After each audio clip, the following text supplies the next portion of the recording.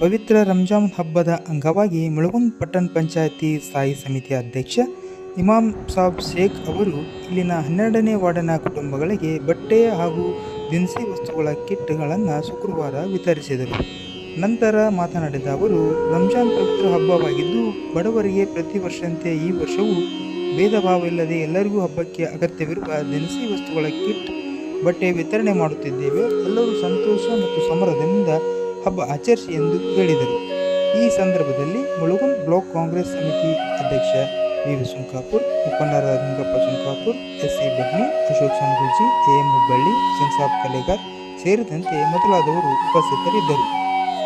ರಂಜಾನ್ 31ನೇ ತಾರೀಕಿಗೆ ರಂಜಾನ್ ಹಬ್ಬ ಇದೆ. ಅವತ್ತು ಎಲ್ಲರೂ ಹಿಂದೂ ಮುಸ್ಲಿಂ ಎಲ್ಲರೂ ಕೂಡಿ ಮಾಡೋಣ ಅಂಥೇಳಿ ನನ್ನ ಅಭಿಪ್ರಾಯದಿಂದ ಎಲ್ಲರಿಗೂ ಇದು 5-6 ವರ್ಷದಿಂದ ಕಿತ್ತು ಬಡವ್ರಿಗೆ ಕೊಡ್ತೀನಿ. ನಮ್ಮ ಹಂಗೆ ನಾವು ಹೆಂಗೆ ಮಾಡ್ತೀವಿ ಆ ಟೈಪ್ ಅವರು ಬಡವ್ರೂ ಮಾಡಲಿ ಅಂಥೇಳಿ ನನಗೆ ದೇವರು ಶಕ್ತಿ ಕೊಟ್ಟಾನ. ಇನ್ನೂ ಇದಕ್ಕಿಂತ ಹೆಚ್ಚಿಗೆ ನಾನು ವರ್ಷ ಹೆಚ್ಚಿಂದ ಕೊಟ್ಕೊತ ಹೋಗಲಿ ಅಂಥೇಳಿ ಈ ಹೋದ ವರ್ಷ 150 ಮಾಡಿಸಿದ್ದೆ, ಈ ವರ್ಷ 200 ಕಿಟ್ ಕೊಡಾಕತ್ತೀನಿ.